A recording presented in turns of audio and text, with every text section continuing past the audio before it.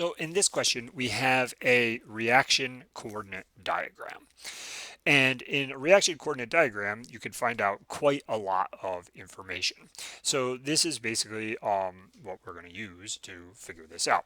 So it says how many steps are in this reaction. Well, in this case, we have 1, 2, 3 steps in the reaction. However many humps you have is essentially how many steps are in the reaction. So this is the first step of the mechanism, the second step of the mechanism, and the final step of the mechanism.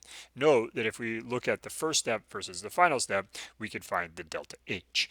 In this case, since the products are lower in energy than the reactants, this delta H is going to be negative, and this is an exothermic reaction. Reaction coordinate diagrams are not that uncommon in some organic chemistry textbooks, and they can be helpful for understanding what's going on in organic chemistry. So these are a useful thing to have. It says how many intermediates are there in the reaction? The intermediates are at the bottom of each of these humps. So we go to the transition state and then we fall down to the lower energy intermediate. Transition state, lower energy intermediate, and then finally the lower energy one here isn't an intermediate, it's the product. So we have 2 intermediates in this reaction. How many transition states? The transition states are the top of the humps. So this is the very unstable transition state.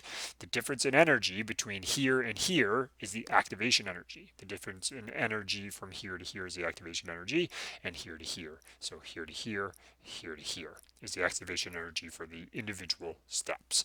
So in this case, we have 1, 2, 3 transition states, because the transition states are at the top of the humps. And then it says, what is the rate limiting step? The rate limiting step is the step that occurs the slowest and is the one with the highest activation energy. So from here to here is this activation energy for step 1. For this one, for step 2, it's from here to here, which is greater than step 1. And then for step 3, it's from here to here. Note that although this is the absolute highest peak, it is not the rate limiting step because the transition state already starts with this much energy. So the activation energy is only this energy. It's not from here to the baseline, it's from here to here. So here has the highest activation energy is the rate limiting step, which in this case is your second step, because it has the highest activation energy, starting from the energy of the intermediate up to the energy of the transition state, not starting from the baseline to the energy of the transition state. So this is going to be your highest activation energy and your rate limiting step.